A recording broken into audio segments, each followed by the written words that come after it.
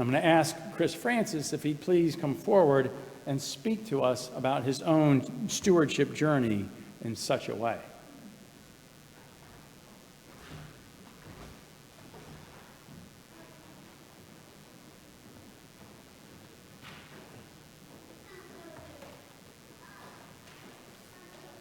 Good morning.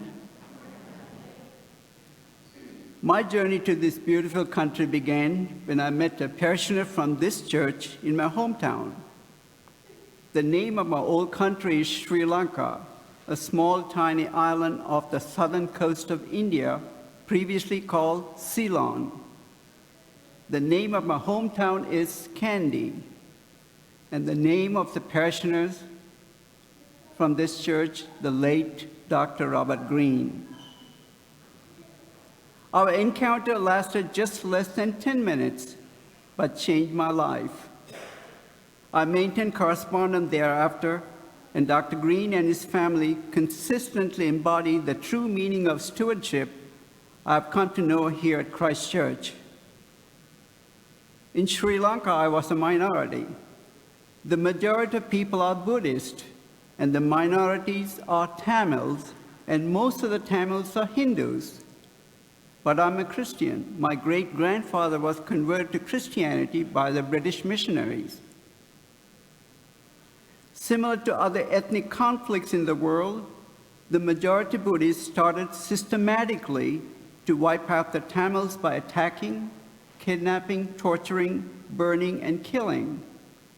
They even almost killed my sister and her family, burning their house one night. My sister escaped and ran to the neighbor's house. After witnessing the annihilation of the Tamil minority, my life in Sri Lanka came to a virtual standstill and was extremely dangerous. I prayed and in sheer desperation wrote to Bob Green, the parishioner from this church whom I met for less than 10 minutes, and asked if he could help me to come over here.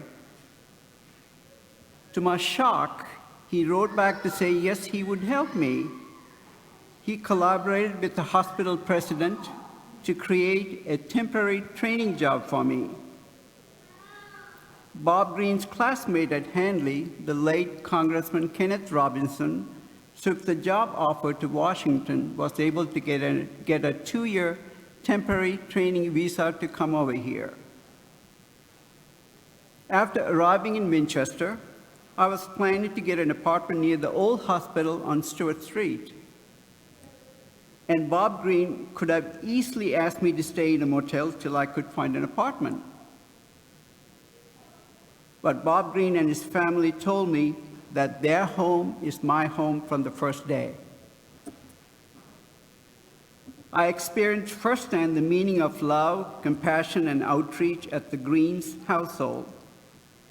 What a contrast. In Sri Lanka, the majority of Buddhists tried to kill me, and here this American family welcomed me with open arms, without knowing anything about me, and all because of meeting this stranger for just 10 minutes. The Greens really took a chance on me. I could have been a bad person. They brought me here to live in their household and introduced me to the hospital and to this genteel community. I saw firsthand the extension of Christ Church at the Greens' house. On my first Sunday in Winchester, I asked Meredith Green to direct me to the nearest church that's affiliated with the Church of England. And she told me about Christ Church that was located just 3 blocks away. She also stated that they too belong to Christ Church. Just a coincidence, back in my hometown, I was a member of Christ Church Kandy. The first Sunday at Christ Church, I was simply overwhelmed by the greetings, kindness, and love showed by all. Christ Church welcomed me with open arms. At the end of the first Sunday worship here, I was in the front of the church and just about to leave. A parishioner came running to meet me and welcome me. Although I couldn't remember all those who welcomed me on my first day here in Christchurch, but I sure do remember the late Jean Babb. After almost 50 years, I found the same sincere, warm, open, compassionate welcome exists here at Christchurch. Just a note to the newcomers to Christchurch, or people who are looking for a church for them and their families. I say without any hesitation that the love prevails in Christchurch as it was 50 years ago. Christchurch has been an integral part of my life and my family. I got married here, my children were baptized here, they attended Sunday school, acolytes, youth choir, Christmas pageants, and part of the first medical mission trip to Dominican Republic. And my daughter got married here. My wife Susan is a parish nurse along with Helen Zebath and Rosalie Lewis. I served on the vestry 3 times and many aspects of the church ministries. We prayerfully pledge our support to Christchurch.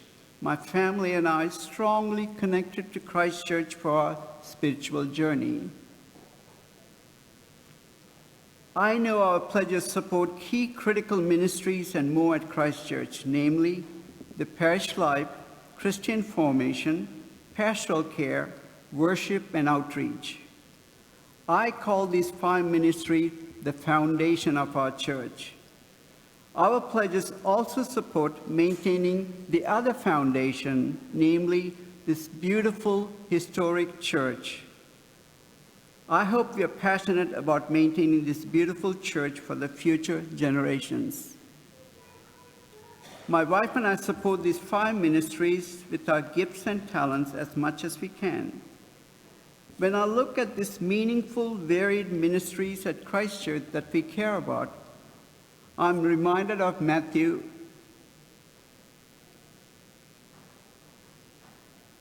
chapter 25. It says, I was hungry, you gave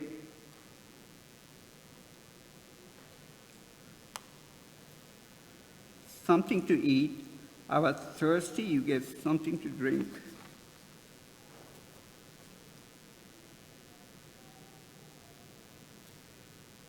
I was a stranger, you invited me in.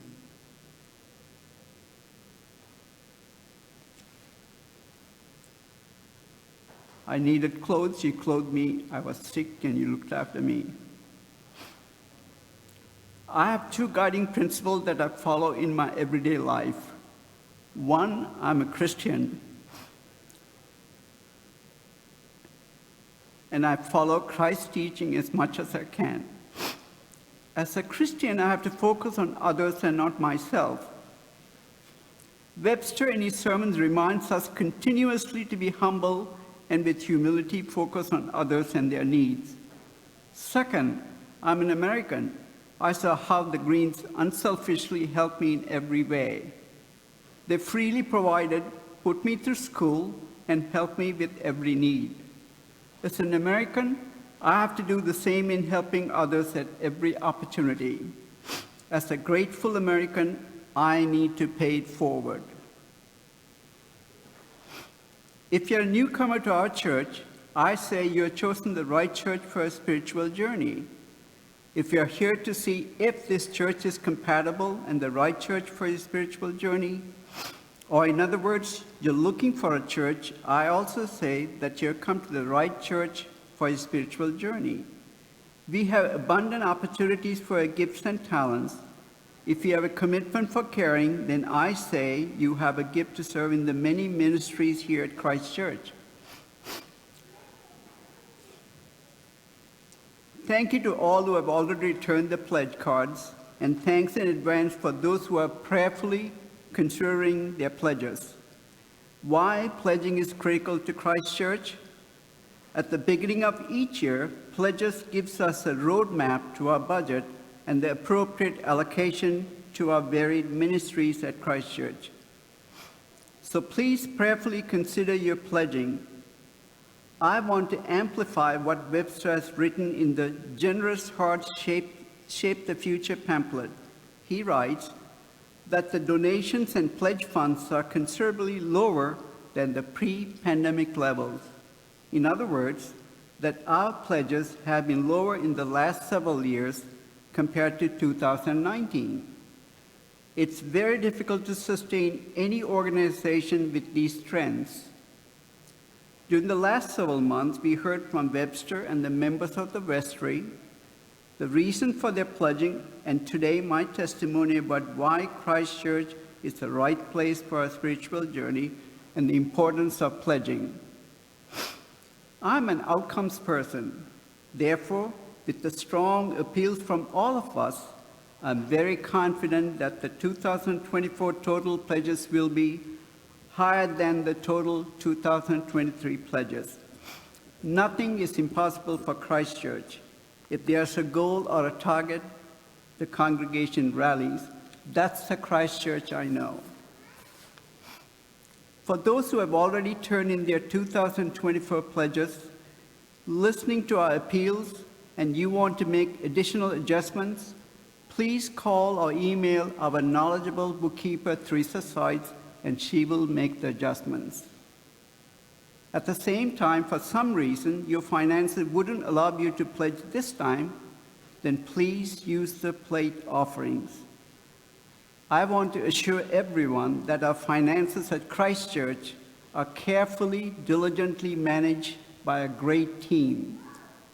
Thanks to the custodians of our funds, the treasurer, the finance committee, stewardship committee, the vestry, the trustees of funds, and not forgetting our fiscally responsible rector.